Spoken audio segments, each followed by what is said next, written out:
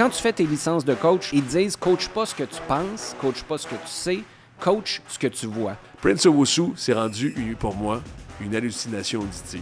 Thor Alson, c'est un gars méga intense. Il arrive tôt, il part tard. C'est le Guy Lafleur islandais. Non, Guy Lafleur, il arrivait tôt pour fumer. Petrasso, là, c'était un gars qui finit son marathon, là, puis il est plus capable. Là. Il y a les jambes qui shake, puis comme par hasard, il y a quelqu'un qui vient le plaquer au fil d'arrivée, puis il dit merci, penalty.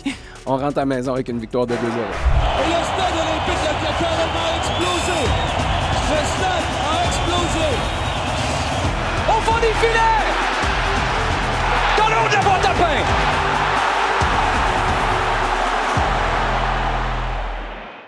On est le 11 mai, jusqu'à minuit. Et vous écoutez Pleinax aussi. C'est votre balado de soccer préféré, numéro 1, top, tout ça. Premier.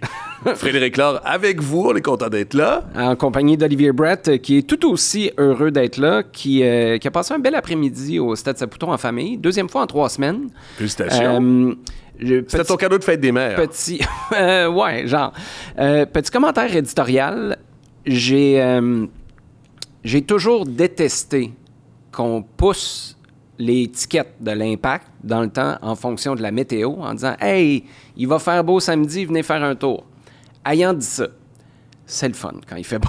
Au soleil aussi, c'est une différence. Parce qu'en ce moment, vous le savez sûrement, mais à l'ombre et au soleil, c'est deux classes sociales. C'est deux classes sociales. C'est un peu comme les tribunes, mais inversé, parce que moi, je suis dans la tribune du peuple quand je vais là, dans la tribune sud. Mais t'étais un gars. Pas dans la tribune corpo, là où il fait pas mal plus fret par les temps qui courent. Mais c'était très, très, très agréable jusqu'à la toute fin. Bon, je tiens à te remercier. Moi aussi, t'étais mon sauveteur par excellence.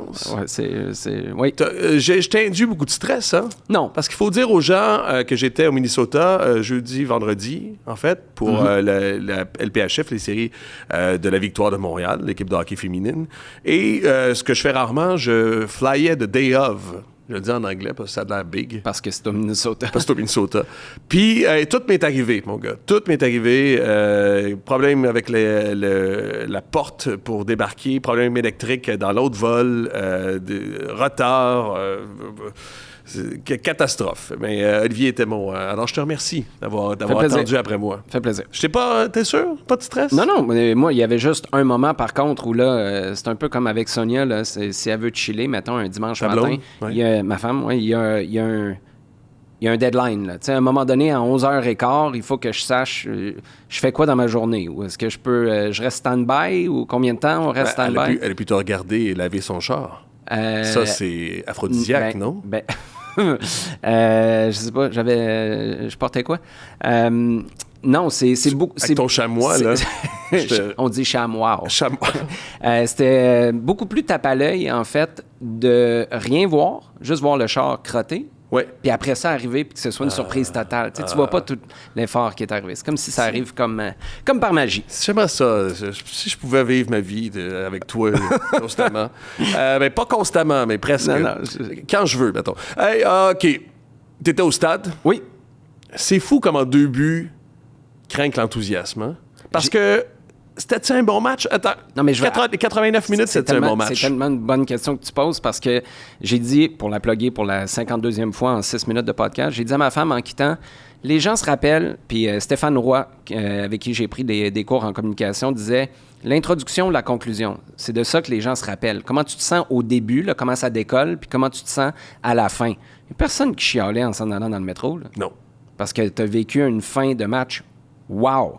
Mais le match en tant que tel, je pense que la première mi-temps, parce que j'ai regardé, tu sais, je passe beaucoup de temps quand je suis là en famille à jaser, à expliquer des affaires, puis ma fille, ma femme sont super curieuses, tu sais, ils posent un paquet de questions.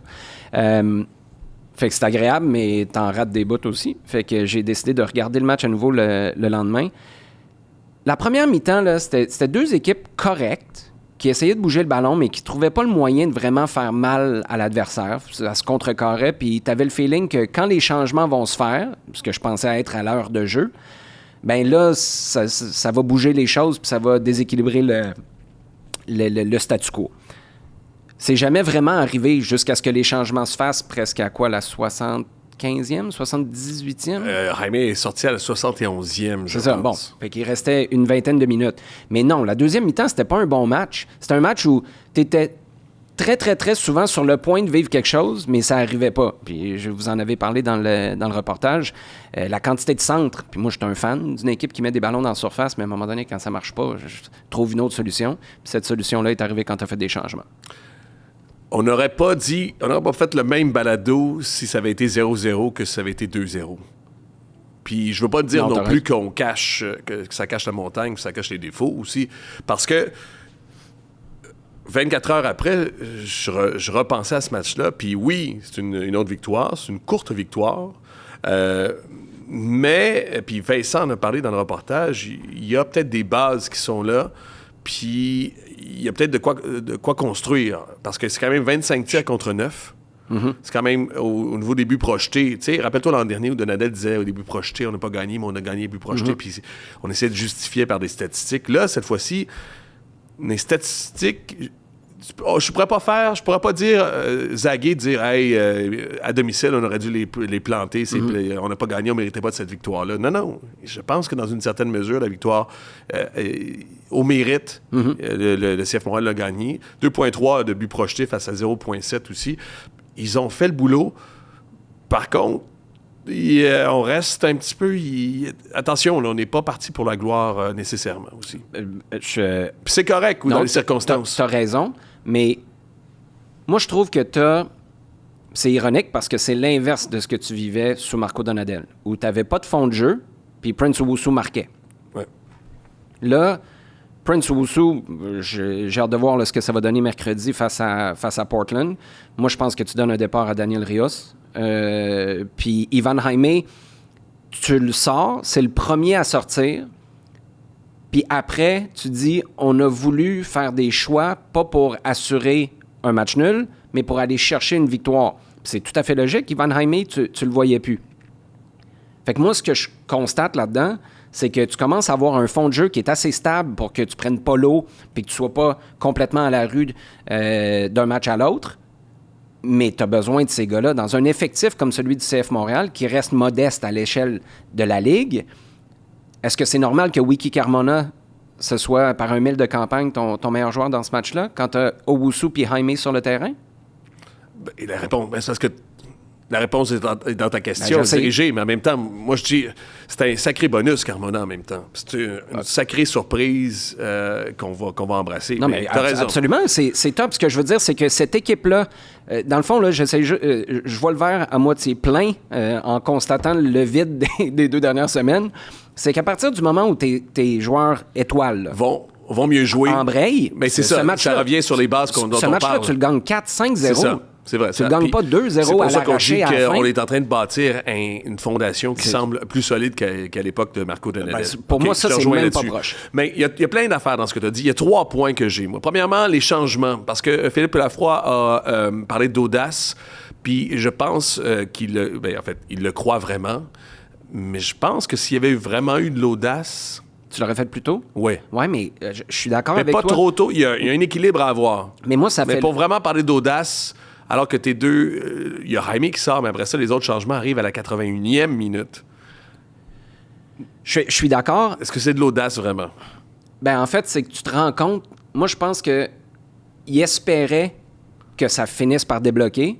Puis là, à un moment donné, il a fait le constat d'échec, entre guillemets, là, que ce match-là va se finir 0-0. On pourrait centrer 2700 ballons. Ça va pas arriver. Let's go, on y va. On le fait, le changement. Parce que c'est un message fort que tu envoies, là. Jaime débarque, Owusu débarque quand tu cours après un résultat. Tu sais, en termes de man management, là, ça reste un coach qui est là par intérim là, en ce moment. En passant, c'était Carmona qui devait sortir. À place de? À place de Jaime. C'est quoi qui s'est passé? Ben, Carmona, il y a eu la passe, cette fameuse passe pour Prince Owusu. Puis Carmona avait du volume. Puis dans ces 2 minutes-là où Streit attendait sur le côté, Carmona... Mais ça s'est perdu. C'est un message qui s'est perdu dans le détour, ça? Parce que ils ont changé d'idée. OK. Bien, avec raison. Parce que Carmona s'amenait au milieu pour prendre... En fait, Streit s'amenait au milieu pour prendre Carmona. Puis ils ont vu dans ce 2 ou 3 minutes-là de flottement que Carmona avait une influence Puis il y avait encore des jambes. Là, puis il y avait encore des jambes. Fait qu'ils ont fait Jaime maintenant. C'est à gauche que ça va pas nécessairement. Parce que c'est drôle, je te disais tout à l'heure qu'on discutait dans les estrades, puis moi, j'avais de la difficulté à me faire une tête à savoir, tu fais rentrer qui, puis tu fais sortir qui. Ouais.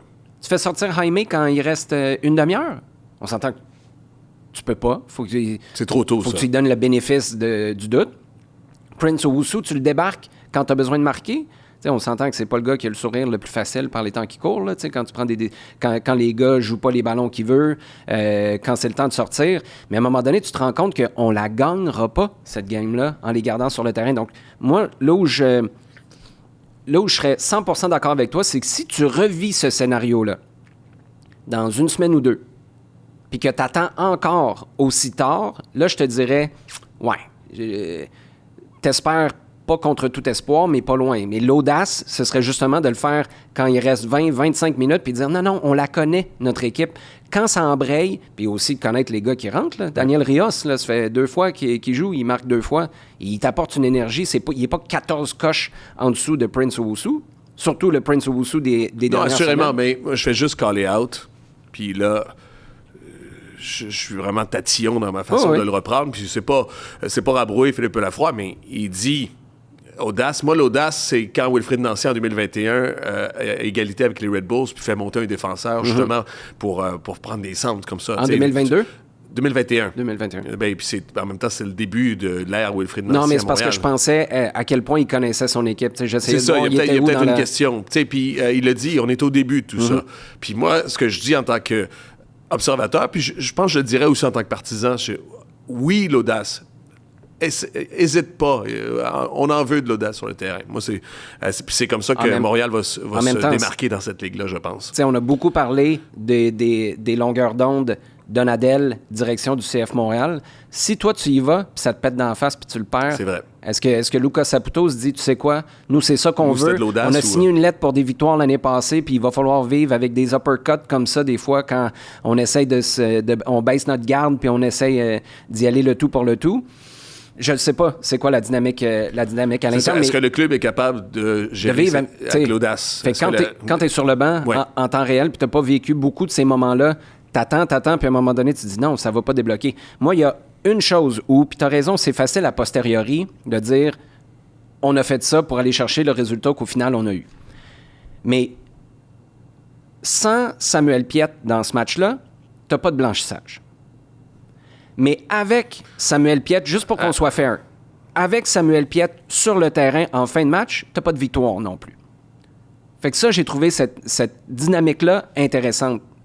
Quand tu découvres ce que ton groupe a, ce que ton groupe est capable de changer dans sa manière d'être en cours de match, c'est l'exemple parfait. Parfait. Puis tu sais, des fois, on nous tord un peu de « Ah, c'est parce que c'est Piette, il est québécois, vous êtes dans ça. » Non, c'était parfait de le sortir. En termes de profil, il n'y a aucun problème parce que c'est ça le message que tu envoies à ton équipe sur le terrain puis à l'adversaire aussi, puis c'est là où tu te mets à shaker un petit peu plus, puis tu concèdes un penalty. Tu as raison. Je trouve, par contre, je comprends ce que tu veux dire. Je trouve un peu catégorique quand tu dis on enlève Piette puis on gagne pas. Non. Mais je vois où tu veux en venir. OK.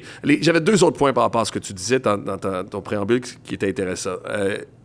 La rotation pour mercredi. Gardons en tête le 2.5, notre fameux parole d'évangile donné par Jim Curtin. Rios, non, mais moi, c'est là où je l'ai pas, moi. Moi, j'ai Petrasso. Tu vas mettre qui? C'est ça, mon affaire. Dagour. À gauche? Ouais. Thoralson.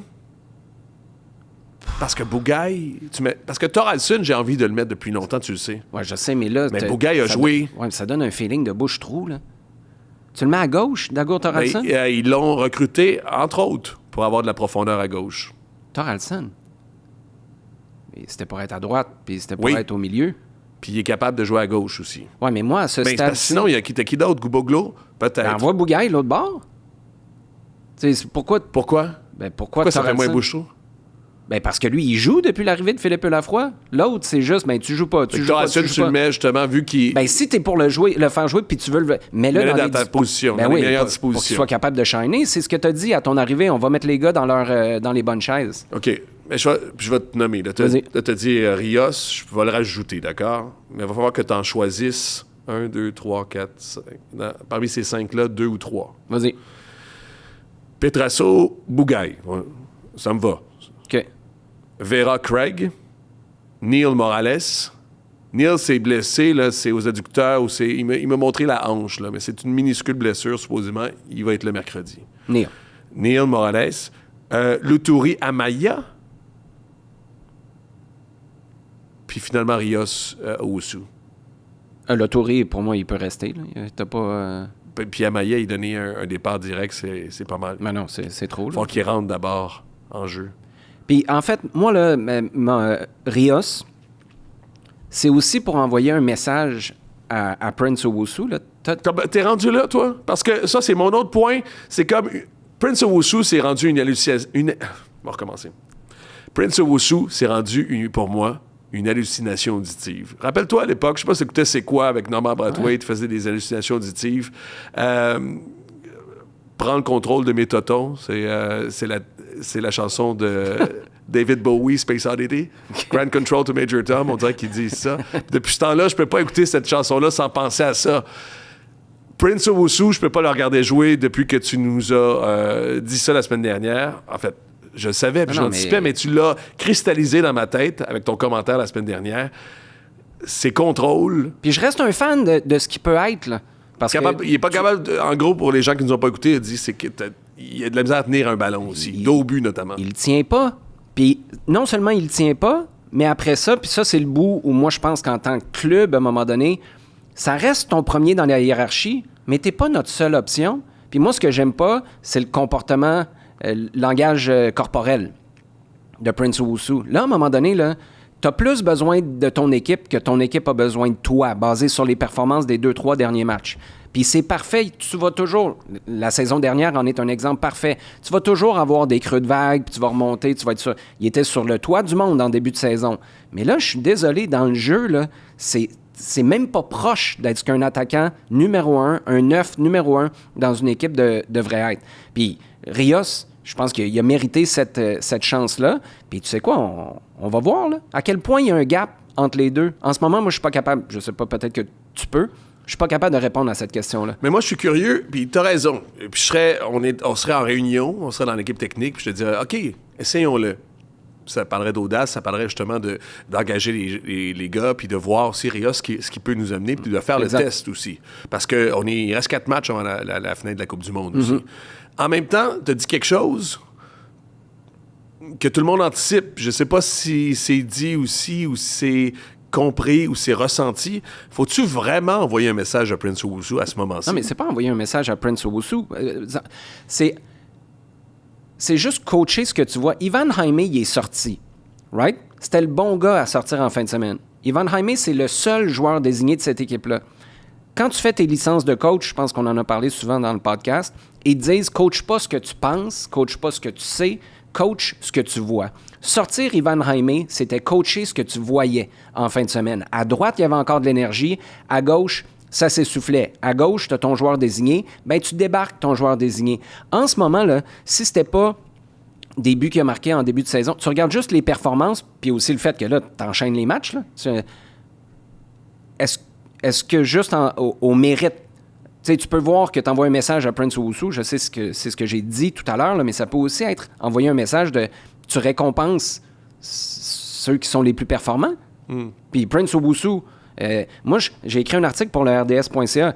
T'es condamné, si dans le reste du jeu, c'est ce que tu t'apportes, t'es condamné à marquer à un niveau de fou. D'avoir les mêmes chiffres. Pour justifier ta présence à ce point-là dans le 11, t'es obligé de marquer à un rythme assez élevé. Mais un rythme très élevé. Parce que dans le reste du jeu, tu fais mal. Puis de la tête, ça a été tough aussi en fin de semaine, Prince Owusu. Mais tout, à part dans le dernier tiers, tout est compliqué. Ça devrait pas l'être. Puis si en plus t'apportes une lourdeur, tu sais, Daniel Rios, il rentre, il est comme un chien fou un peu, il a le sourire fendu jusqu'aux oreilles, tu vois, pourquoi pas lui donner une opportunité plutôt que de dire, parce que c'est pas une punition pour Prince Owusu. T'as des matchs qui succèdent, t'en as un qui est hot, puis toi, je suis désolé, dans le jeu, tu nous apportes pas assez. Fait que mercredi contre Portland, les deux centraux, Vera Neal puis Owusu, qui sort. On est à 2.5, on est à 3, là. Ouais, t'es à 3. En même temps, Vera, techniquement, il aurait pas dû pas être là. Oh, tu veux un joker? Tu veux une carte cachée? Non, non, mais t'as raison, mais pour moi, c'est moins du roulement Puis on d'effectifs s'entend-tu, qu'un par retour. contre, là, ça aussi, je me fais rengaine, puis c'est peut-être pas la chose la plus importante à parler en ce moment, mais Petrasso, il faudrait quelqu'un... Non, mais ça, je Puis veux dire, peut-être que c'est Gouboglo aussi. c'est urgent pour cet été, là. Ouais. Là, Peut-être que c'est Gouboglo, mais c'est pas son poste au départ. En tout cas, il y a plein de jeunes qui ont commencé leur carrière à des postes qui n'étaient pas leur poste au final. On est d'accord. Hey, juste te dire, c'était quand même le 4e penalty cette année. Hein? L'an passé, il y en a eu 4 sur la saison. L'année d'avant, 4. 2023, il y en a eu 3 sur la saison. 2022, 6. 2021, 4. Coïncidence? Faudrait que je les remonte, là. Hey, Parce que Owusu, quand même, ça, dans l'analyse, tu parles de son rythme. Ouais. 6 buts, 4 passes, il y en a 3 sur penalty. Ouais. Là-dessus, il va en chercher 1, si je pense, si je me rappelle bien. Puis sur les 4, il y a Petrasso, il y a Jaime à un moment donné. ouais, mais il y avait quand même un swag, là. Il y avait Non. une confiance. Non, puis il y a une passe qu'il n'y a pas eu aussi, en plus. On peut T'as jouer raison. avec les stats. Mais le penalty, là, tu sais, les images que tu vois à la fin d'un marathon ou d'un Ironman, puis le gars ou la fille et ses rotules, là, de la misère à rester debout, puis passe le fil d'arrivée, écoute, en s'enfargeant quasiment dans le dans le tapis, dans le fil d'arrivée. Ouais. Il était plus capable d'avancer. Hey, le CF Montréal, es-tu chanceux que Robin Janssen fasse ça? Ah oui. Tout s'est passé au ralenti. Petrasso, il est en train de tomber. Je te dis, là, il avance plus, il est dans des Non, sables mais mouvants. Jensen, c'est leur défenseur. Ben, je sais, il est extraordinaire. Il est extraordinaire. Mise en échec, Je suis un coup de bélier. Je suis un méga fan de Robin Mais ça. Janssen, mais tout ça était une séquence tellement bizarre. Avec, je te dis, Petrasso, là, c'était un gars qui finit son marathon, là, puis il est plus capable. Là. Il y a les jambes qui shake, puis comme par hasard, il y a quelqu'un qui vient le plaquer au fil d'arrivée, puis il dit merci, penalty. On rentre à la maison avec une victoire de 2-0. Ça s'invente pas. Prochain match mercredi, vous le savez, il y a samedi aussi face à Chicago, et après ça, ça finit. En fait, on va finir cette première partie avant la pause de la Coupe du Monde à DC United. C'est samedi, en fait, dans 2 samedis présentement. Hey, OK. Torralson, c'était-tu chien qui célèbre face à Orlando? Non, good, mon gars. Combien de buts? Allez. Non, ben, écoute, Célébrer contre l'autre équipe. J'aime... So what? non, mais il y a quelqu'un qui m'a posé cette question-là. Moi, c'est parce que si j'étais lui, je célèbre pas contre vous autres, là, c'est la délivrance, mon gars. Ouais. Ça fait 1 mois C'est que je suis inexistant. Ça, en fait, depuis mon arrivée ici, je suis barouetté à gauche, à droite. Là, j'ai un gars à mon poste qui est bon puis qui me laisse pas rentrer. On me fait rentrer en fin de match, tu sais, un genre de throwaway, puis je te score ce but-là. Torralson, pour le côtoyer puis le connaître de plus en plus, c'est un gars méga intense. C'est un gars qui est focus, il arrive tôt, il part tard, C'est le Guy Lafleur islandais. Le gars, il est non, Guy Lafleur, il arrivait pas. tôt pour fumer. Torralson, il arrive pas pour Il va pas. vaper. Non, au contraire, justement. C'est un gars qui est franchement très intense dans sa vie. Tout se prend au sérieux. Hein. Les petits détails se prennent au sérieux pour lui. Fait que tu parles de la délivrance. Je pense qu'il y avait ça aussi, un petit but de la délivrance en se disant, crime. J'ai été victime des circonstances. Tu sais, ça va être frustrant, mot t'as dit, parce qu'il est vraiment victime des circonstances, lui, Torralson. Un coach dans un premier temps, puis après ça, Bougat. Bon, voilà, OK. On a le temps un peu parce qu'on va avoir... on aurait dû en parler en début d'émission, faire un menu. Hein, tu me le dis souvent. Raid Hamoud qui va venir se joindre à nous. Un super... c'est un documentaire, ou du moins c'est une série qui est sur TV5 aussi pour les amateurs de foot. Il est allé à la recherche des plus beaux terrains du monde, plus beaux terrains de foot de la planète. Il va passer d'Argentine à la Norvège, en passant par Rio puis New York. Franchement intéressant. On va avoir une discussion avec lui dans quelques instants. Mais on va parler, parce que la Coupe du Monde s'en vient, l'équipe canadienne. Es-tu inquiet? Pourquoi? Alphonso Davies. Alphonso Davies s'est blessé. Ce qu'on semble, on anticipe, c'est qu'il sera pas prêt pour la Coupe du Monde. Ben là, c'est un 4 à 5 semaines avant de revenir top ou 4 à 5 semaines avant de revenir tout court. Moi, c'est pas compliqué. À partir de maintenant, là, tu te prépares en prenant pour acquis que Davies sera pas là. Il jouera pas 1 minute à la Coupe du Monde. 0 minutes, oui. Ben, puis je suis pas en train de prédire ça. Mais est-ce que tes attentes... Parce que là, en fait, Non. seule question. Non, Tu sors du groupe pareil. tu sors du groupe pareil. Ouais, Puis avec ou sans Alfonso Davies, on a les mêmes attentes pour le Canada. Oui. Puis il n'y a pas personne qui pourra dire après, ouais, mais on n'avait pas Alfonso Davies. Non, mais les attentes, moi, ils sont basés sur ce que je vois depuis sa blessure. Ouais. Puis Alfonso Davies, c'était une cerise sur le Sunday. De toute façon, à gauche, faut voir en même temps, Larea est blessé aussi. Ça, Ouais. c'est un... Non, t'as Là, il commence à avoir des problèmes de blessure pour en le vrai. fait, Là. en fait, Richie Larea, pour moi, en ce moment, puis là, il faut remettre du contexte, là, parce que si on clip ça, puis...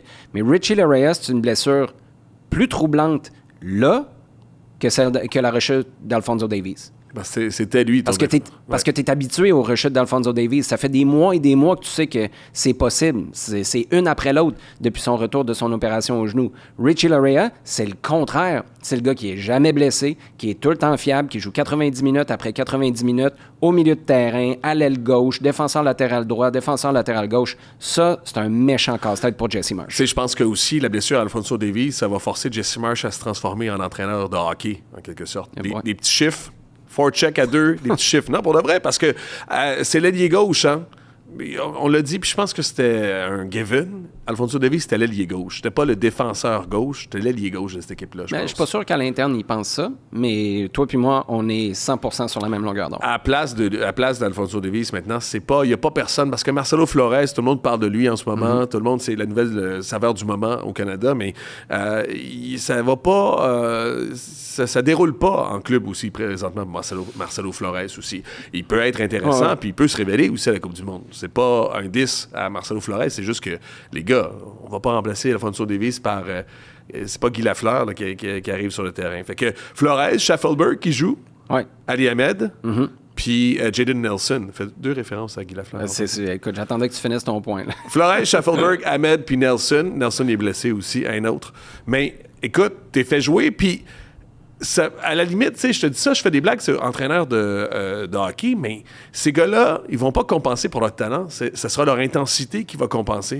Puis leur vitesse, puis leur façon de faire, puis même très à la Jesse Marsh. Là.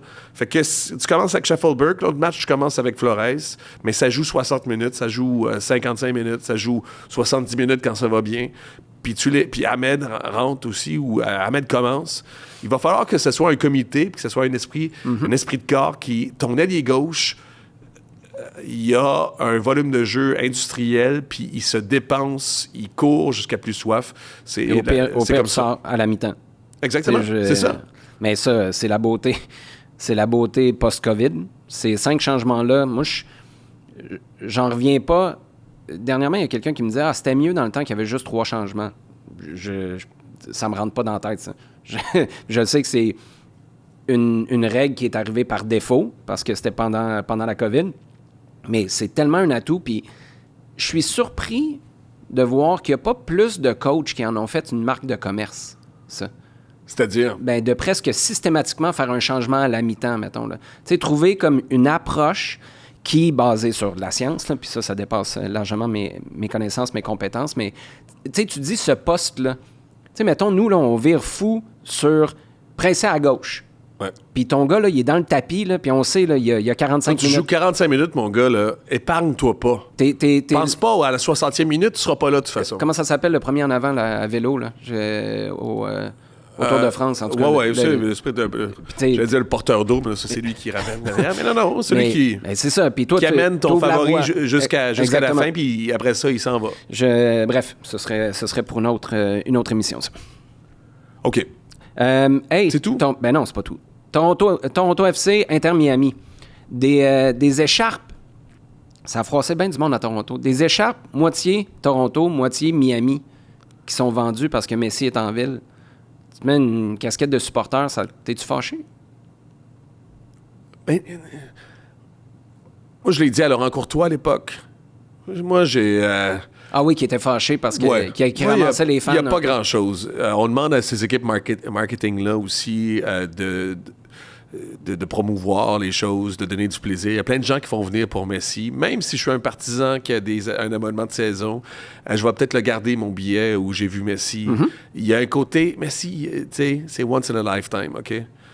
Puis oui, c'est un peu maladroit. Oui, c'est pas une écharpe nécessairement que qui va être spécial ou qui serait spécial pour moi. Mais ça soulève pas, ça me fait pas un pli, sa différence. Toi, qu'est-ce qui parce que tu poses la question, il y a quelque chose d'induit là-dedans. Ça te dérange? On aura peut-être l'occasion d'en parler avec Raed tantôt, parce que dans sa série documentaire, il y a ce côté-là, tu sais, le soccer corpo versus le soccer de... Non, inquiète-toi pas, je ne vais pas me défiler. Là. J'ai une réponse très, très claire à ça. Olivier. J'ai aucun problème. Moi, je suis le premier. On est allé en Irlande voir Irlande-Bosnie ensemble, puis j'ai mon écharpe qui est moitié Bosnie, moitié Irlande. Ça, c'est pour te rappeler le match. Exactement. J'ai des écharpes en 2002, demi-finale de Ligue des Champions, Bayer Leverkusen, Ballack qui est venu éliminer Manchester United à Old Trafford, moitié Manchester United, moitié Bayer Leverkusen. J'ai aucun problème avec ça, au contraire. Mais pas de la merch corpo, pas de la merch officielle. C'est que si c'est de la merch, pas de contrebande. Le bootleg? Oui. Ça, j'ai aucun problème avec ça. Puis là, tu vas me dire, ouais, mais c'est illégal. OK, je comprends. Mais ça peut pas venir de la maison. Ou à la limite, si ça vient de la MLS, qui fait un one-off, puis là, tu vas me dire, là, c'est de la sémantique parce qu'au final, c'est la même... Mais c'est juste, ça peut pas être le corpo. Ça pourrait pas être le CF Montréal, dans sa boutique, pour moi, qui fait ça. Pourquoi pas? Ben, je te parle comme fan. Là. Ils peuvent le faire. Là. Ils ont le droit de tout faire ce qu'ils veulent. Mais moi, j'achèterais ce foulard-là du 1642. J'achèterais pas ce foulard-là de la boutique du club. Puis il est où le point de bascule? Il est où la différence? Ben, c'est parce que c'est ton club qui utilise Messi comme levier pour te vendre quelque chose. C'est ça le vrai truc, là. C'est pas pour immortaliser le moment. Si c'était pour ça, fais-en pour toutes les games, fais-en pour Seattle. Je vais toutes les acheter. Mais, ah oui? Ben, let's go. Ça peut être quelque chose d'intéressant, ça, mais tu le feras pas parce que tu as l'impression qu'ils veulent moins le battre? Qu'ils veulent moins le battre? Oui. Si, mettons... Non, mais c'est le même feeling que j'ai quand tu mets... si tu mets Olivier Giroud sur une affiche pour dire que le LAFC s'en vient. Non. Mets en valeur tes affaires. J'achète, puis je consomme, puis je me présente au match parce que je viens supporter. Moi, je fais la différence. Tu as raison, je fais la différence, par contre, entre Olivier Giroud et Lionel Messi aussi. Oui, mais c'est juste. Lionel Messi, c'est l'exceptionnel. L'exception. Mais tu fais la même différence qu'on ne fera pas des foulards pour Seattle-Montréal, mais on va en faire pour Messi ou si Ronaldo finit par jouer avec Atlanta. Là, t'en feras parce que c'est Ronaldo? Non, ça, c'est pas du principe, ça, c'est de l'opportunisme. Puis je comprends pourquoi on le fait, mais moi, comme fan, comme je te dis, c'est là que je trace la ligne. Voilà. J'ai un autre point, là. Attends une minute. Là. Ah oui, OK. Non, j'allais dire aux gens, les mettre dans les commentaires YouTube, là, ce que vous auriez fait aussi. Mais bon. Ouais.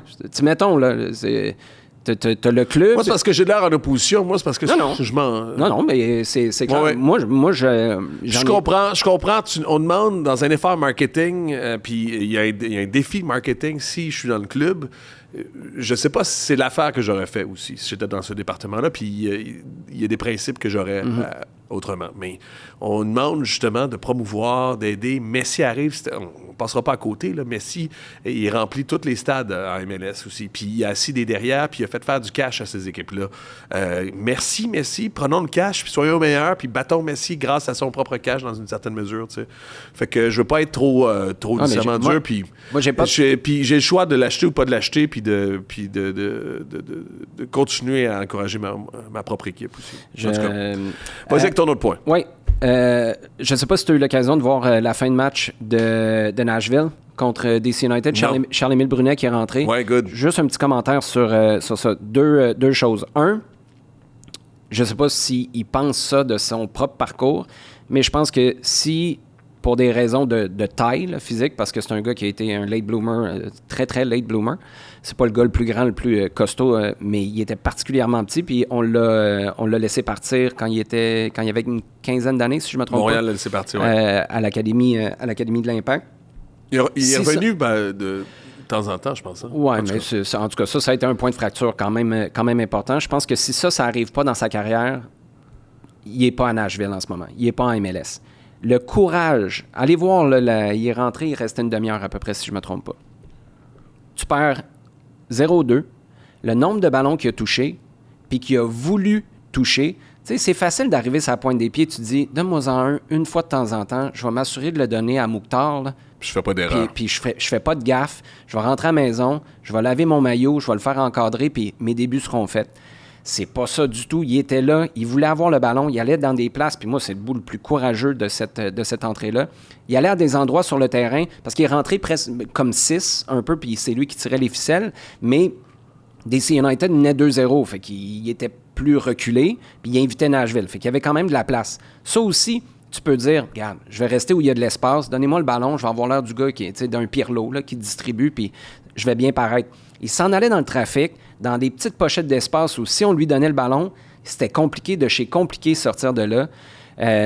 Bravo. Je ne sais pas ce que ça va donner pour la suite. Là, il y a beaucoup de blessés au milieu de terrain. Il reste 3 matchs, si je ne me trompe pas, d'ici la trêve pour la Coupe du Monde. Mais s'il est capable d'enchaîner quelques rencontres, et surtout si c'est comme ça, top. Lui, il va déjà avoir réussi son année. Et dernier petit commentaire. Pourquoi il était frais comme ça? Pourquoi il était en jambes comme ça? Pourquoi il y avait du rythme comme ça? Parce qu'il joue à Huntsville avec l'équipe réserve. MLS Next Pro. Puis il savait qu'il allait avoir besoin de le garder frais, au top. Puis c'est ce que ça a donné. Pas obligé d'organiser une game contre l'AS Blainville. Non, exactement. Okay. Mais bravo à Charles. Yes, c'est assurément dans ma liste, dans mon queue de matchs à regarder aussi. J'ai du rattrapage à faire aussi. En même temps, avant de vous laisser avec l'entrevue avec Raed Hamoud, le temps de vous dire qu'il y a un visionnement pour les fans de hockey. KO est fier de s'associer notamment avec le Casino de Montréal pour les visionnements pour chaque match des séries éliminatoires. C'est plus de 4 000 $ en lot à gagner là-bas. Il y a DJ, animation. Des fois, Olivier Brett est là aussi. Des fois. Il faut avoir 18 ans et plus pour aller là-bas au casino. Voilà, l'invitation est lancée. De l'autre côté, on va avoir justement Raed Hamoud avec son émission qui va plaire aux amateurs de foot. Ça s'appelle Terrain de jeu. Je vous rappelle qu'il y a toujours 2 façons de suivre les contenus de KO Sport, soit en s'abonnant au ko-sport.tv. Vous avez droit à différentes primeurs, des offres spéciales, des rencontres avec les animateurs de la station. Sinon, vous pouvez toujours nous suivre sur YouTube. Alors, abonnez-vous à notre chaîne. À bientôt! Bon, on est de retour à Plein Axe, l'édition du 11 mai, et on est heureux d'avoir avec nous le journaliste animateur Raed Hamoud. Salut! Très heureux d'être là. Très heureux d'être là. Écoute, Olivier, pour situer nos auditeurs, il a joint l'utile à l'agréable ces derniers temps, Raed. Écoute, il est parti à la recherche des plus beaux terrains de soccer sur la planète aussi. Alors, comment combiner travail et passion aussi? C'est un peu ça. C'est vraiment ça. C'est sans scrupule, tu t'es dit, ça y est, je pars voir les plus beaux terrains de soccer du foot. Écoute, je pense qu'on a toujours le droit de rêver. Ouais. Puis pour vrai, moi, c'était un rêve de faire un truc comme ça. Même quand je l'ai imaginé, je me suis dit, waouh, c'est comme trop beau pour être vrai. Je sais qu'il y a quelque chose que j'ai envie d'explorer. Je pense qu'il y a vraiment un intérêt pour le public, mais il me semble que c'est peut-être pas le projet qui va être accepté, etc. Puis quand on m'a dit oui, j'étais Pourquoi? Parce que c'est trop soccer? C'est trop collé sur le sport, mettons? Ouais, j'avais un doute que, même pour TV5 Canada, que parler du foot, du ballon rond, c'était une possibilité qu'ils allaient envisager. Tu sais, il y a des sports où je pense qu'il y aurait peut-être plus de chances, comme le hockey ou quoi. Mais on a tenté le coup, puis il y a des rêves qui se réalisent. Parce que ça, c'est vraiment un rêve qui s'est réalisé. Tu sais. Mais quand je l'ai conceptualisé, imaginé avec Marc-André Gondin, je me disais, écoute, si ça marche, ce serait incroyable. Puis ça a marché. Ouais, ce qu'il faut dire, c'est que c'est sur TV5, c'est une fois par semaine, mais en même temps, ça va être disponible aussi sur le site web, j'imagine. C'est ça. En fait, c'est là dès maintenant disponible en intégralité sur le site. Donc, vous pouvez binge-watcher, comme on dit. Puis sinon, c'est un épisode par semaine, le vendredi à 19h sur TV5. Ça s'appelle Terrain de jeu, puis c'est un prétexte aussi, j'allais dire, c'est des terrains que tu vas voir, mais en même temps, c'est les gens, c'est la culture soccer aussi. Exactement. En fait, le foot, ou plutôt le ballon rond, les terrains qu'on visite, c'était un prétexte pour aller parler des gens qui sont autour, des communautés qui y vivent. Puis moi, la question très bête que j'avais quand je voyais certains terrains, je me disais, hey, c'est du AI, c'est pas possible. Puis là, tu remarques qu'ils existent vraiment. OK, mais qui a construit un terrain au nord du cercle polaire, sur un archipel perdu de la Norvège? Puis pourquoi il y a la culture foot là? Comment elle s'est implantée? Est-ce qu'elle permet à des gens de vivre vraiment? Et puis c'est quoi que ça permet pour ces endroits assez isolés d'avoir un terrain comme ça? Et ce qui est formidable, c'est parce qu'on parle beaucoup, puis vous le savez, vous suivez ça, mais on parle beaucoup du foot à travers, on va dire, des enjeux financiers, des enjeux politiques, la corruption, la FIFA, le racisme même des fois. Mais là, c'était de dire, hey, on repart à l'essence du football. sais, moi, ce que j'aime de ce sport, j'étais jeune, j'habitais au Niger, en Afrique de l'Ouest. Dans ma ruelle, en fait, moi, j'avais la chance d'être dans la classe moyenne, j'allais à l'école française, etc. Il y avait des gens qui habitaient à un pâté de maisons de chez moi qui, eux, vivaient dans ce qu'on appellerait aujourd'hui des bidonvilles, avec des espèces de cases. Puis les jeunes, les enfants qui avaient le même âge que moi, le seul moyen d'avoir un contact social avec eux, c'est quand on lançait un ballon dans la rue et que là, riches, pauvres, Nigériens, étrangers se réunissaient autour du ballon. Puis on n'avait pas besoin de parler la même langue ou de se comprendre forcément. Tu joues au foot, tu sais bien jouer, on te comprend, tu sais mal jouer, ben on te comprend aussi, mais tu comprends ce que je veux dire. Donc c'était ce truc-là, de montrer un peu ce que ça permet comme échange, en fait. Tu les choisis comment, les terrains? Parce que je présume qu'il y a un paquet... Vous en avez fait combien au total? 6. À partir du moment, parce que j'ai eu l'occasion d'en voir 2, à partir du moment où tu fais ta recherche, je présume qu'il y a ce qui est extrêmement tape à l'œil. Tu te dis ça va faire des images extraordinaires, mais là, tu as des contraintes qui sont des contraintes soit financières, des contraintes d'accès. Au final, tu te basais sur quoi pour choisir les terrains? C'est une super question, puis ça a été difficile, puis il y a des fois, on hésitait jusqu'au dernier moment, tu vois. L'important, c'est oui, qu'il y ait un terrain, mais il faut aussi avoir des histoires à raconter autour. Tu sais, je voulais pas aller juste sur un terrain puis dire « Oh, waouh, un beau terrain ici au milieu de nulle part, il y a personne qui y joue, etc. » Fait que ça a été vraiment un mélange de beauté, de coins isolés, puis aussi des histoires qu'on pouvait raconter autour. Mais tu sais, au départ aussi, il y a des contraintes. Genre, on devait aller au Pakistan, dans les montagnes, pas très loin de la frontière afghane. Il y a un terrain, quand je te dis, il est au milieu d'une montagne, tu sais, c'est carrément du gravier, là, tu sais. Et c'est que des jeunes femmes réfugiées qui sont réfugiés politiques dans un camp à côté. Ils ont fait cette ligue-là pour permettre aux femmes, on sait que les femmes au Pakistan, en Afghanistan, c'est pas facile. Fait qu'ils ont permis à ces femmes-là d'évoluer pour jouer. Puis je me disais, OK, tu as le terrain, tu as l'éloignement, puis tu as l'enjeu social aussi, qui est incroyable. Puis finalement, pour des raisons logistiques, on n'a pas eu les visas, etc., on ne pouvait pas y aller. Mais je te dirais que le plus dur pour moi, ça a été de faire le deuil de beaucoup de terrains. D'en éliminer. D'en éliminer beaucoup. Puis on s'est dit aussi, je voulais une diversité d'approche. C'est-à-dire que quand on va à New York, tu sais, les gens pourraient dire, ouais, mais New York, c'est peut-être pas ce qu'on imagine du foot, sauf que tu avais un angle marketing. Tu avais l'angle de comment est-ce qu'on implante une culture football dans une ville et un pays où il y a déjà le baseball, le football américain, le basketball qui a tellement une ampleur. Comment aussi tu crées une dynastie, non seulement de foot avec le NYFC, mais aussi de supporters. Comment tu crées des ultras pour une nouvelle équipe? Fait qu'il y avait une approche intéressante. Les Maldives, c'était pour moi incroyable parce que, j'y croyais pas que c'était leur sport national. On est au milieu de l'océan Indien. Puis, en fait, tous les autres sports autour, leur sport national, c'est le cricket. Comment les Maldives, c'est devenu un irréductible gaulois qui résiste à l'envahisseur, puis s'est dit, pour moi, c'est le foot, le sport national. Fait que c'était tout le temps un mélange de qu'est-ce qu'on va raconter, qu'est-ce qu'on va découvrir, puis à qui on va parler aussi, qui nous a permis de faire ces choix-là. En même temps, on s'en regarde pour une deuxième saison, peut-être aussi. Écoutez, je croise les doigts, il faut dire ça au diffuseur, mais oui, je rêverais, puis même, je vais dire plus loin que ça, parce que quand on a commencé notre recherche, ce qui était incroyable, c'est que tu voyais qu'il y avait des dizaines et des dizaines de terrains possibles. Puis quand je suis arrivé aux Maldives, qui est le premier épisode qu'on a tourné, je rentre dans la maison d'un joueur qui nous invite à manger, c'est pas dans l'épisode, mais il y a un calendrier au mur, puis en fait c'est un calendrier des plus beaux terrains. Puis je les défile, puis je vois certains des terrains qu'on visite. Je me suis dit, on n'a pas trop raté la recherche, tu sais. Puis j'espère qu'il y aurait d'autres saisons pour aller sur ces autres terrains aussi, mais de le faire aussi pour d'autres sports. Tu sais, je me dis, les patinoires extérieures au hockey, ça peut être incroyable, tu vois. Le basketball, le volleyball. Les terrains de baseball, tu sais, en Asie, en Amérique centrale. Exact. Parce qu'au final, tu parles des gens à travers le sport, puis ça peut être n'importe C'est quel ça sport. que j'allais dire, parce que ton choix aussi de gens, ton choix de personnages aussi, dans ce documentaire-là aussi, dans ces séries là aussi, sont des gens qui sont axés nécessairement sur la beauté, aussi sur la passion. Ouais. Puis, je te l'ai dit avant qu'on commence à enregistrer, mais je sais pas si ça t'a frappé, Olivier, mais dans les 2 premiers déjà, je pense qu'il y a 3 ou 4 personnes qui se mettent à pleurer juste en parlant du sport.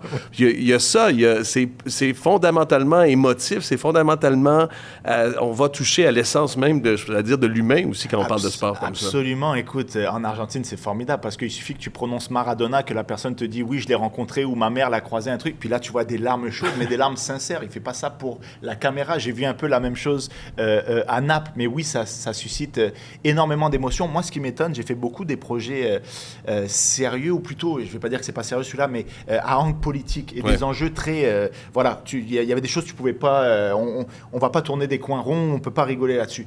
Puis avec le foot, je me disais, bon, je vais faire une série un peu plus légère, tu sais, un peu plus hop la vie, genre.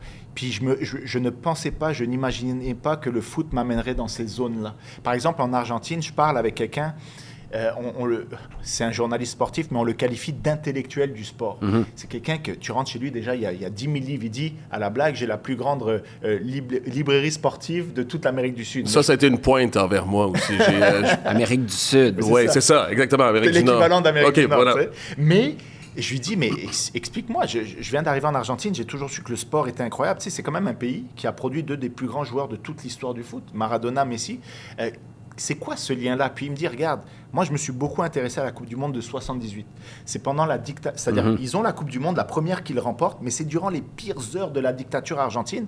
Et il me dit, j'ai parlé à des survivants du plus grand centre de torture de Buenos Aires. Donc la finale se joue, c'est contre les Pays-Bas, au stade de River Plate en 78, l'Argentine contre les Pays-Bas. Et il me dit qu'il parle à des survivants d'un centre de torture qui était à 700 mètres du stade et qu'ils avaient les yeux bandés, qu'ils avaient les mains dans le dos, qu'ils étaient agenouillés et que le seul moment où ils avaient un peu de liberté et où ils communiaient avec le reste du peuple, c'était quand ils entendaient Gaulle. Et juste, il m'a dit... Au stade. Ouais, qui était à 700 mètres, mais donc il savait que le pays venait de marquer. Et t'imagines quelqu'un qui est emprisonné, torturé, et qui malgré tout oublie pendant l'espace de quelques secondes la situation dans laquelle il est parce qu'il entend Gaulle. C'est aussi ça le foot, ce que ça permet. Et on parle beaucoup des mauvais effets du foot, mais il y a aussi un effet catharsis pour une société. Moi, je regarde en Afrique.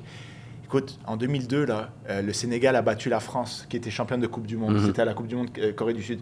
Moi, je suis au Niger, je suis à l'école française. Je te jure que ce jour-là, mes amis français ne se sont point pointés à l'école après parce qu'ils savaient qu'ils allaient se faire... Ouais.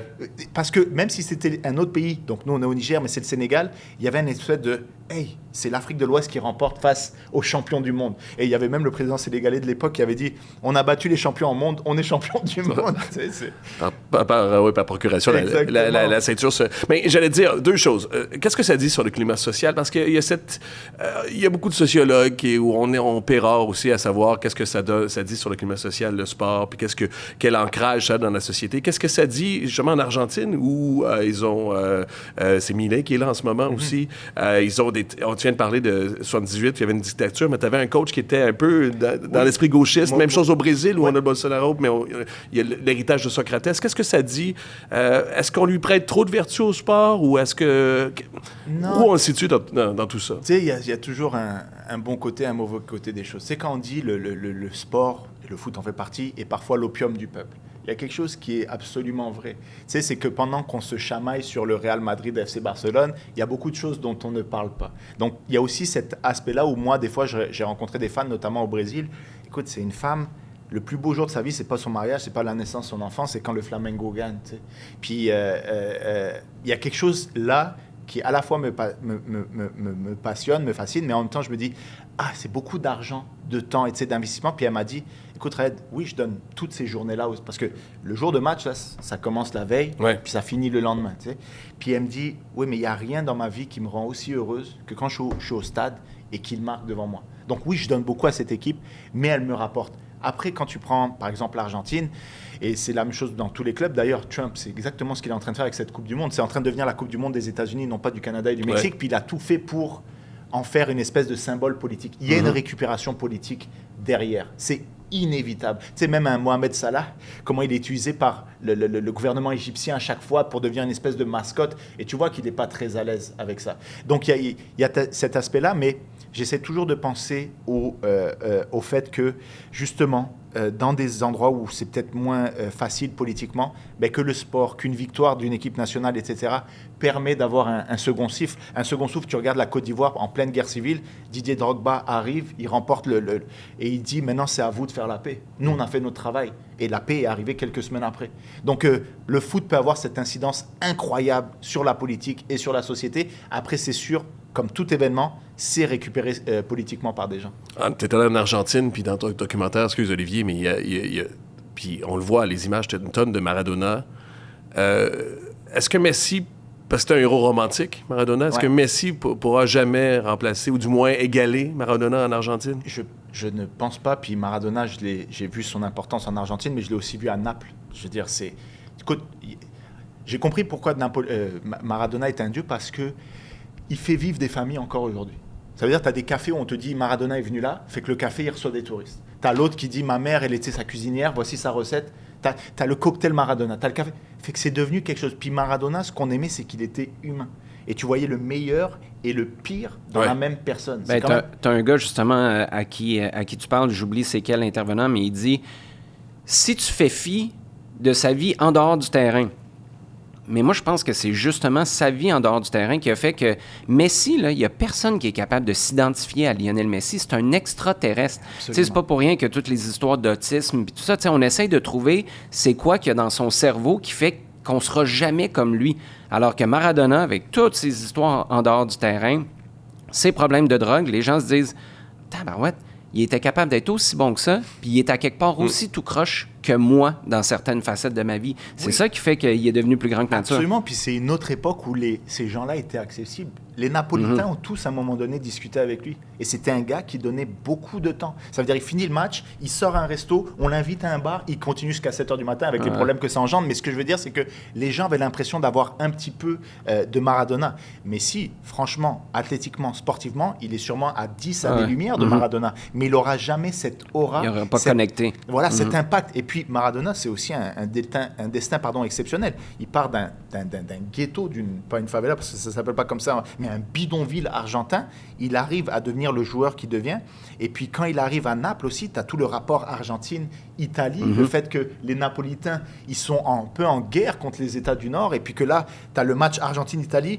Les Napolitains, ça se passe à Naples, ils supportent plus Maradona et donc l'Argentine que l'Italie. Donc, tu as tout ça qui fait que c'est devenu un phénomène politique qui a transcendé l'histoire, en fait. Puis moi, ma mère, elle m'a toujours dit Maradona, c'est mon joueur préféré. Puis moi, j'étais trop jeune, je l'avais vu, mais rapidement. Je ne pouvais pas comprendre pourquoi jusqu'à que je vois l'impact social qu'il a à Naples ou à Buenos Aires. Tu sais. L'histoire la plus folle que tu as vécue, j'ai vu les 2 premiers épisodes dont Fred parlait tout à l'heure. Tu te fais accueillir avec des AK-47 au Brésil. Ouais. T'as-tu quelque chose qui top ça ou c'est ça? Non, c'était quand même spécial parce que on se prépare. Parce qu'on a senti, juste pour redonner du contexte aux gens, on a senti, puis je ne sais pas à quel point ça a été l'essence de ce que tu as vécu, mais on a senti que tu as fait « ouais, sur papier, c'était une bonne idée, puis là, je me demande. » Non, mais absolument, puis tu as bien lu, parce que on se prépare, les gens sont avertis, l'association qui s'occupe de ce terrain est avertie, nous disent, vous avez l'autorisation de venir. Qui est dans une favela. Favela, Rocinha, c'est une favela pacifiée. Donc, pour vrai, tu as des tours de touristes et tout, on n'est pas allé dans J'ai été surpris d'ailleurs, parce que, puis je suis peut-être inculte, là, je ne sais pas comment tu l'as vécu, Fred, mais... J'ai ça comme note. Hein. L'idée que je me fais d'une favela, tu sais, c'est des tôles, des trucs qui sont sur le bord de s'effondrer, puis en voyant les images, tu sais, tu m'aurais dit que c'était pas une favela, puis je t'aurais cru. Oui, absolument. Ouais. Mais les favelas, ce qui est incroyable, c'est que tu en as des très dangereuses, puis tu en as qu'on dit favelas pacificadas, donc elles sont pacifiées. Et ce qui est spécial dans cette favela-là, c'est que tu as vraiment des tours de touristes, tu peux aller manger. Tu sais, une favela, c'est un quartier comme un autre. Ouais. C'est juste avec beaucoup plus de problèmes. Et quand on arrive, nous, parce que c'est préparé, etc., on arrive en haut, puis on nous dit, ouais, il y a eu des petits problèmes avec la police hier entre le gang qui contrôle la favela. C'est-à-dire que quand tu es dans la favela, tu te fais voler, tu vas pas voir la police qui est en bas de la favela, parce que c'est en hauteur, tu vas voir les gars qui dirigent la favela. Et c'est eux qui vont résoudre le crime. Pour te dire que c'est une autre façon on ne peut pas comprendre ça, je pense, d'ici, mais au Brésil, ça fait partie de la vie sociale, etc. Et on arrive en haut, ouais, il y a eu des problèmes, vous n'avez pas encore l'autorisation. Mais moi, quand j'arrive, les jeunes qui me disent ça, ils doivent avoir 15, 17 ans, short, torse nu, il fait hyper chaud, claquette, calache au cou. Mais c'est dans l'environnement, c'est normal. Sauf que moi, j'arrive, c'est eux qui me disent ça. Je suis comme, OK. Là, on sort à cam. Non, tu filmes pas de ce côté-là. Ah, OK, fait qu'on m'a mis contre un mur. Raconte-moi ce que tu vis. Je suis devant le terrain, il y a des calaches et on me dit d'attendre. Fait que je vais attendre. C'est eux qui contrôlent la zone. Mais finalement, ça a marché. Mais tout ça pour te dire que c'est comme si tu dealais avec... une force policière ou une force de sécurité, OK, ben j'attends votre autorisation.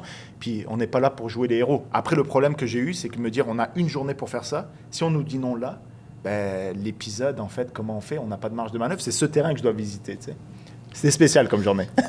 L'épisode est à l'eau à ce moment-là. Ouais. Le rythme aussi est hallucinant au niveau de la production. Combien de temps tu restes dans un pays? 4 jours et demi. OK. C'est... Écoute, c'est la nouvelle façon de faire du documentaire et tout. Je t'avoue qu'il faut avoir beaucoup d'énergie. Puis les gars, Francis Bibeau, Dominique Dallaire ou Félix Trépanier qui filmaient, etc., c'est beaucoup de...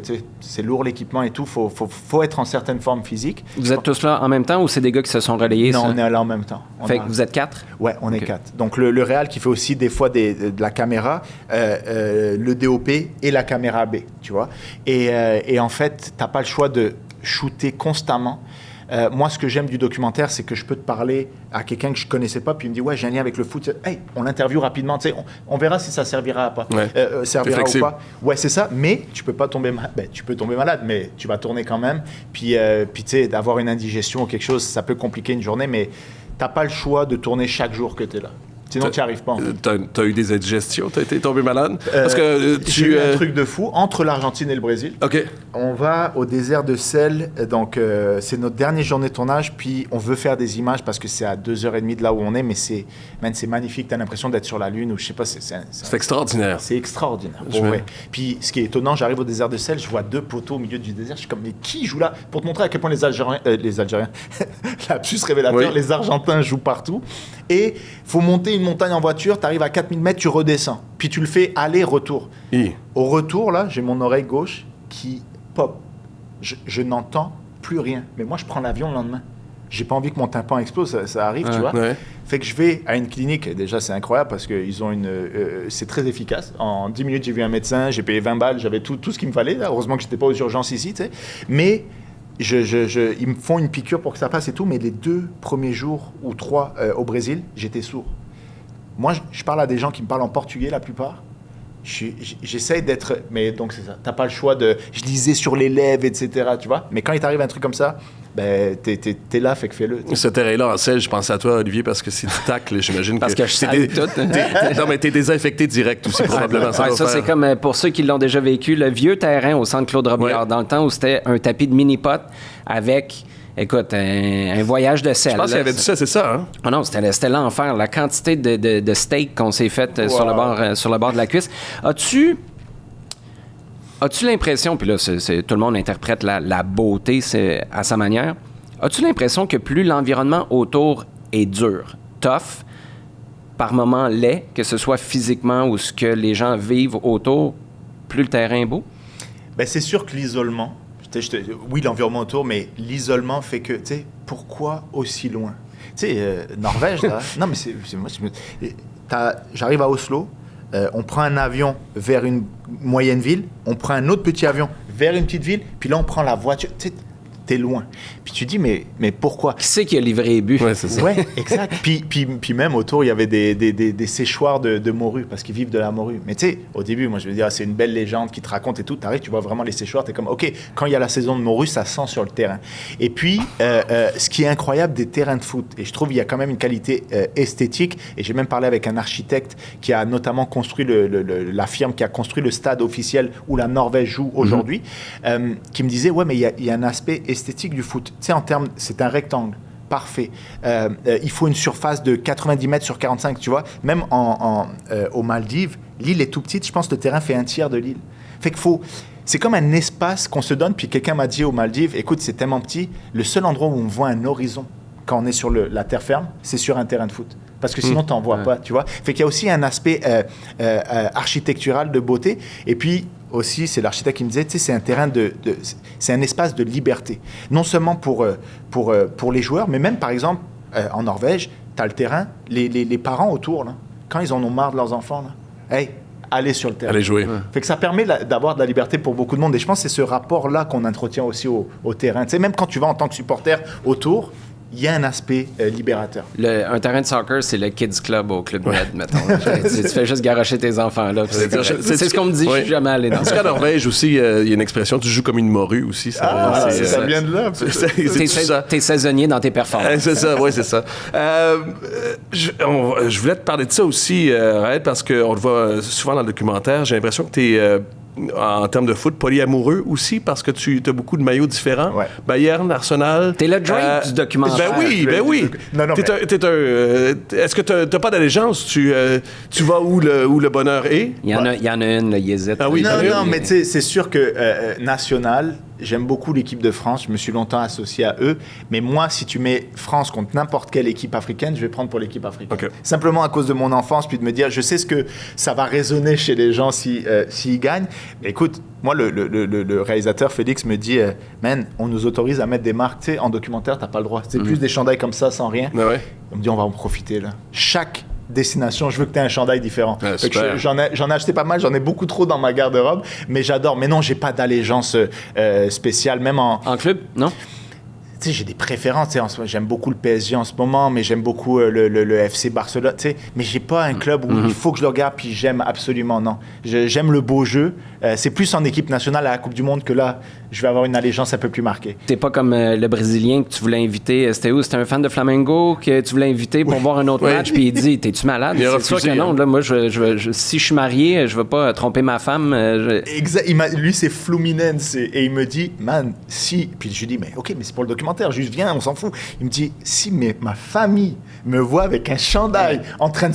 Mais je suis mort. Tu sais, il m'a fait tellement rire. Je suis déshérité. Ouais, c'est ça. Puis il me dit, c'est comme tu te maries avec une femme, tu peux pas...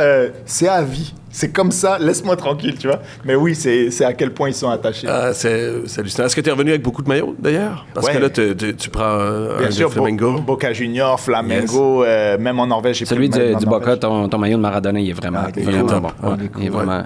Il y a deux réussites aussi dans cette série-là, pour moi. Tu as réussi à trouver une Française qui parle en français avec un accent brésilien. Ça, j'ai pas compris comment ça s'est fait. Elle est là depuis longtemps. Là. Puis assez longtemps, en plus, pour s'impliquer dans un... Elle est présidente de la section féminine? Oui, en fait, elle est dans le comité... le conseil d'administration, justement, puis pour essayer de mettre les femmes de l'avant. Ouais. Puis tu vois toutes les difficultés qu'elle vit, même si ça évolue. Puis ce qui est incroyable, le Flamengo, parce que c'est le club où elle est active, où elle est très active, il y a 45 millions de fans à travers la planète. C'est plus que la population canadienne. Je ne sais pas si on s'imagine de l'ampleur de l'institution. Et ce qu'on ne sait pas, parce que nous, c'est très... OK, tu as le Canadien de Montréal, c'est du hockey. Tu as le FC Montréal, c'est... Mais là-bas, le Flamengo, c'est plusieurs sports. Tu as l'équipe de volley, comme le Barça. Le Barça, exact. C'est comme ça. Exact. Tu as les basketteurs et tout. Donc, c'est des institutions qui ont leurs ramifications un peu partout, dans plusieurs sports, dans beaucoup de villages, etc. Mais ça, je me fie beaucoup à la recherche. J'avais des top recherchistes. Puis de trouver cette femme-là, effectivement, qui parle français, ça aide parce que ce qui est un peu difficile et énervant, moi, en tant que documentariste, c'est qu'on doit faire de la surimpression. Ah ouais. Puis je trouve que ça casse quelque chose, surtout l'accent, moi j'aime les entendre, mais c'est comme ça, t'as des choses à respecter. Puis la deuxième chose, c'est qu'à toutes les fois que tu vois la slate en bon français pour les envois en pause, c'est terrain de jeu, puis j'entends I am à chaque fois, j'entends Petit Frère, je l'écoutais en revenant ici, je suis pas capable de le lire, je me suis rendu compte de ça en regardant ta série, je suis pas capable de lire juste ces mots-là, terrain de jeu, sans entendre Petit Frère. C'est incroyable. Bref, ils te font dire merci pour les cakes streaming que tu as eu, qui ont eu au cours des derniers jours. C'est drôle, t'en parles dans New York aussi, tu sais, puis on parle de club, en fait, tu sais, le format club, le Real Madrid, c'est la même chose, hein. Il y a des... Luka Doncic vient du Real Madrid aussi, les gens captent pas aussi, parce que au niveau nord-américain, c'est pas ces formats-là, mais... puis on en a souvent parlé ici, cette idée-là, puis ça va être mon côté gauchiste qui va ressortir d'espèce de décroissance ou quelque chose qui va peut-être édulcorer la passion ou ce rapport-là qu'on a au sport. Club versus entreprise, tu sais, t'en parles dans Boca où il y a cette idée-là, les gens sont fiers que ce soit un club, que ce soit qu'il y ait des racines vraiment fortes dans la communauté, hein, parce que c'est un défi, les nouveaux clubs, on le voit avec le CF Montréal, mais avec plein d'autres clubs qui veulent justement être, en anglais on dirait relevant culturellement, c'est-à-dire d'avoir des ancrages culturels forts. On se force pour le faire, mais on reste une entreprise. En tout cas, ça il y a une étincelle encore qui est revenue pour ça. Absolument. Puis le NYFC, ce que j'ai apprécié de leur approche, c'est qu'ils se sont dit, nous, on va bâtir tout à travers les supporters les plus intenses. Puis c'est très intelligent comme approche. Le Boca, écoute, le club ne peut pas... Ils font une décision qui ne plaît pas au public. Le public va brûler l'endroit, là. Puis c'est leur quartier où ils habitent, c'est le stade où ils habitent. C'est-à-dire qu'il y a un vrai dialogue entre le supporter et la classe dirigeante. C'est comme le premier club que je visite, Argentinos, en Argentine. Le gars, il me dit, nous, on est une sorte de coopérative. je prends pas la décision en tant que président du club, je représente tous ces gens-là autour de moi, donc il y a un aspect très démocratique. Et plus l'approche est démocratique de la classe dirigeante envers les supporters, plus je trouve que le club réussit à vraiment performer, s'impliquer bien. On a vu ici des exemples où c'était un peu moins le cas, puis c'est fou de se mettre les fans les plus fidèles à dos. C'est quelque chose qui peut causer préjudice, là, c'est sûr. Voilà, le sport, le Canadien, c'est une partie de nous. C'est ça qu'il faut, puis c'est ça qui fonctionne, en fait, quand le sport est vraiment une partie de nous, parce que c'est l'est. Moi qui pensais qu'hier, en regardant le Canadien, là, je trouvais ça cool d'entendre le gars avec sa trompette à 2 pâtés de maison de chez nous. Finalement, quand tu considères que tu as des prisonniers à l'époque qui entendaient le stade, je me trouve un peu moins unique d'avoir vécu ça avec le Canadien. Mais tu vois, le lien, moi je pensais à ça hier, c'est drôle, en regardant la game, puis je me dis, hey, t'as beaucoup de gens qui aiment l'idée ou l'approche de hey, le Québec doit être un pays indépendant, mais qui sont fans du Canadien de Montréal. Mm-hmm. Tu sais, juste sociologiquement, cette espèce d'ambivalence-là, tu sais. Puis on a longtemps parlé du fait francophone dans le Canadien, mais au final, ce qu'on veut, c'est une équipe qui gagne. Hein. Mm-hmm. Je veux dire, Daubèche qui dit, c'est super, qui dit salut, ça va à la foule quand il gagne, tu sais. Mais je veux dire, l'important, c'est déjà qu'il performe, tu vois. Mais ici aussi, je trouve le Canadien a quand même une ramification sociale incroyable. Tu sais, tu regardes parler hockey, puis tu vois comment la communauté haïtienne se réapproprie le Canadien de Montréal. Je vois la même chose chez beaucoup de communautés maghrébines, marocaines, algériennes. Quand je joue sur les patinoires extérieures à Montréal, je vois beaucoup d'immigrants. Mais leur porte d'entrée vers le Québec, c'est pas le cours de francisation ou d'histoire Québec-Canada, c'est le Canadien de Montréal. Puis moi, c'est ce qui m'est arrivé quand j'étais jeune. J'arrive ici, j'ai 10 ans, je suis bon dans tous les sports que j'ai fait, j'ai jamais vu la neige. Fait qu'on m'inscrit... Non, au sport, c'était obligatoire, on faisait 2 heures de hockey le vendredi matin. Première fois, je vais sur la patinoire, je m'éclate la gueule, tout le monde se moque de moi, on me met dans le groupe le plus poche. Man, l'ego d'enfant qui jouait bien au sport, ça me tue. Je rentre chez moi, je dis à ma mère, tu me trouves une patine. Pas comme ça. Je vais aller patiner. Ouais, non, c'est ça. Tu trouves un agent, dictateur de 8-9 ans. Et à côté de chez moi, il y avait la patinoire Raymond Bourque. Je payais, je te jure, je pense que c'était 1 ou 2 $. Puis tu avais 3 heures de patin libre. Ouais. Ma mère m'a acheté des patins. Je suis allé là-bas 3 heures par jour pendant des semaines jusqu'à rattraper le niveau. Comme pour vrai, j'ai progressé très vite. Mais tu sais, le nombre de mains tendues, moi, j'allais patiner seul. Des Québécois qui me voient patiner seul, puis qui me disent « Hey, viens, je vais te montrer à freiner. Viens, je te montre à patiner en arrière. » Fait que déjà là, puis ma mère m'avait aussi acheté, au-delà des patins, un livre sur le Rocket, Maurice Richard, que je connaissais pas. Et j'étais tellement fan du CH et tout, même s'ils étaient très poches à cette époque-là, j'ai lu le livre, puis à travers l'histoire de Maurice Richard, j'ai découvert la Révolution tranquille, j'ai découvert le fait français à Montréal, le fait que beaucoup de francophones étaient une minorité ostracisée au sein de leur propre pays. Puis là, tu as des codes, je n'ai pas compris à 10 ans, mais plus tard, je me suis rendu compte, ok, c'est de là que j'avais appris ça, en fait, tu vois. Donc, ça peut être une porte d'entrée incroyable vers quelque chose de plus grand, en fait. Non, ça permet de réfléchir. Tu sais, on dit, je parlais du climat social, le sport est un miroir vulgarisateur aussi, mais qui va mettre le plein-feu sur certaines problématiques de la société aussi, absolument, sans les régler puis sans la complexifier, au contraire. Mais en même temps, on parle d'intégration. Alex Kovalev, c'est tu sais, puis dans les flux migratoires présentement, je trouve qu'Alex Kovalev, pour Montréal, c'est l'exemple parfait. C'est un Montréalais, là, Alex Kovalev. Il est peut-être russe ou il est peut-être allé à New York, mais il fait partie de nous aussi. Ouais. Ça, c'est une réussite d'émigration, en quelque sorte. Bien sûr, Markov, Plekanec, tous ces gens-là aussi. Ce sont des gars qui ont un lien particulier avec Montréal, puis que les Montréalais entretiennent avec eux aussi. Tu sais. Assurément. Ça s'appelle Terrain de jeu. C'est disponible, on saurait vous le recommander, disponible sur le site de TV5 et aussi sur ceux qui ont encore le câble, vous pouvez y aller. C'est quel jour de la semaine? Vendredi, 19h, puis il y a plusieurs rediffusions. C'est ça, plusieurs diffusions, mais je pense que ceux qui sont déjà avec nous connaissent les interwebs, ils peuvent y aller par là et puis binge-watcher, comme on dit. Raed Hamoud, merci beaucoup. Merci. Merci à vous, les gars. C'était vraiment agréable. C'était un plaisir. Vraiment.